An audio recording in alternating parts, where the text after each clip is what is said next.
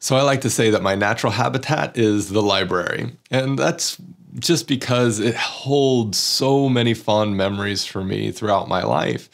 And it just always feels to me like a very safe and secure environment, an environment that is just warm and welcoming and always seems to have the thrill and excitement of kind of an amusement park, only metaphorically, when it comes to knowledge and ideas.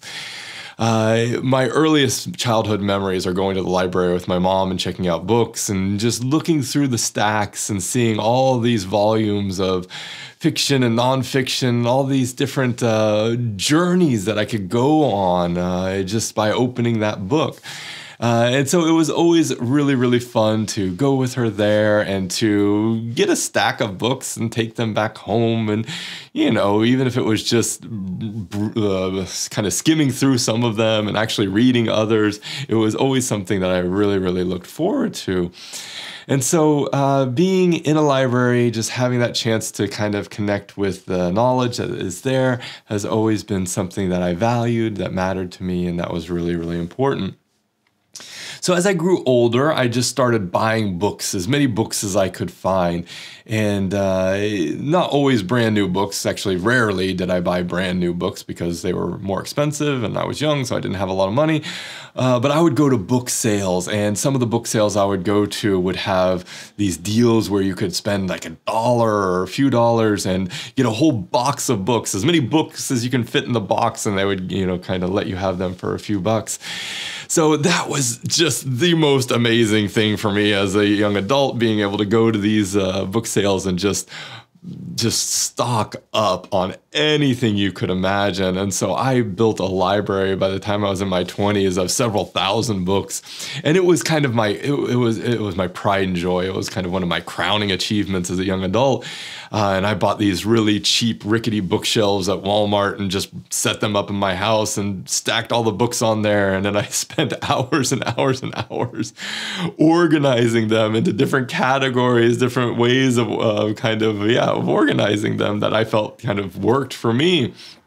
And so it was so much fun just having that in my living room, and the place where I spent all my day, and being able to look at those different shelves and see all of those volumes and, just be able to pick a book out and then have either the memory of when I bought that book or the memory when I first read that book kind of associated with that. So it's kind of like looking at a portrait of my life there on the bookshelves.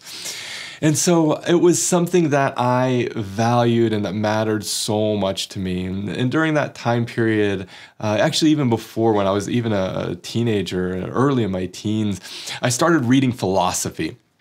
I don't know why I got into philosophy. It was just part of my curious nature to ask these kind of existential questions about life and why we're here and all these sorts of things.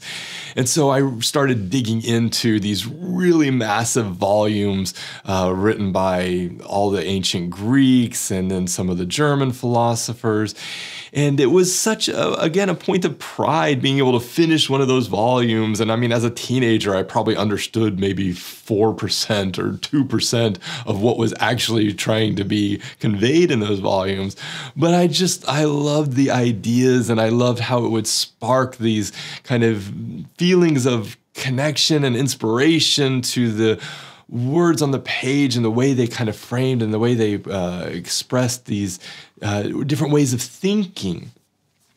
And so it was really an interesting way of coming up as a young adult and then going into university, having kind of already found a footing of ideas that I felt were important, ideas that I felt I kind of reflected my values, and ideas that I would come to kind of test later on in my life, because of course, as a teenager, I didn't know anything. And so I think it's really important that we always learn and evolve our ways of thinking. And we understand that we're not going to be right, throughout our life. And a lot of the ideas that we might have may be really, really, really wrong.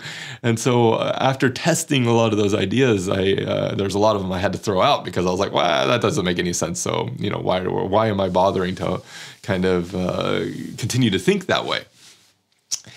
But I think one of the greatest things that experience gave me was this very simple approach to my life and to my work, which is just to ask the existential question that's on the table, or even just to acknowledge that there's an existential aspect to the work that's being done.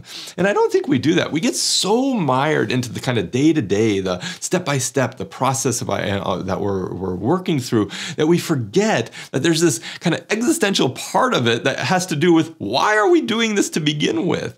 And having come from that background, trying to understand why we are here as a human being, it really gave me a chance to take that attitude, that mindset into my work. And so I started just questioning everything, or I just try to question everything. Even down to, why are we doing this? Or maybe just, why are we doing this way?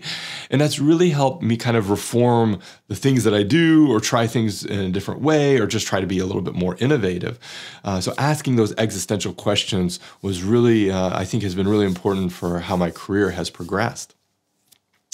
And then the other thing that I think, having a kind of I won't say firm, but having an anchoring somewhat into philosophy, even if it was, just my own pursuit, the other thing it really helped was giving me this mindset for self-reflection. And I think this is really something that we don't value as much as we should in our day-to-day life.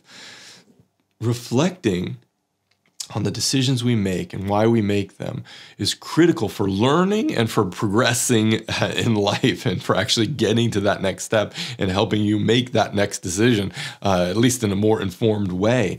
So reflecting on the things that are existential about our existence, reflecting about how we do things, all of this is kind of wrapped up in that very early interest, that very early curiosity about philosophy and about our ways of thinking. So I think it's really important for us to have maybe not an anchoring in philosophy so much, but just an anchoring in that curiosity and that curious mindset. So my takeaway is this. Now, you don't have to be like me and read a whole bunch of books about philosophy to ask the very basic question, why?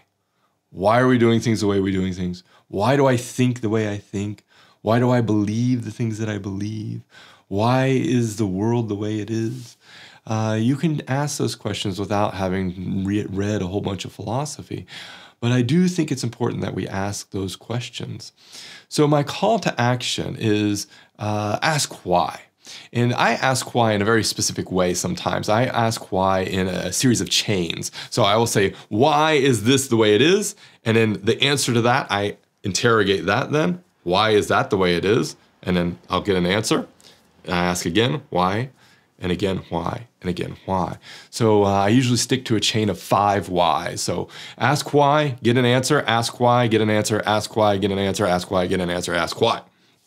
I think that gets a lot of times both to the root of an issue, but it also helps showcase the connections that these different issues might have in our life. So that's my call to action. Ask why 5 times.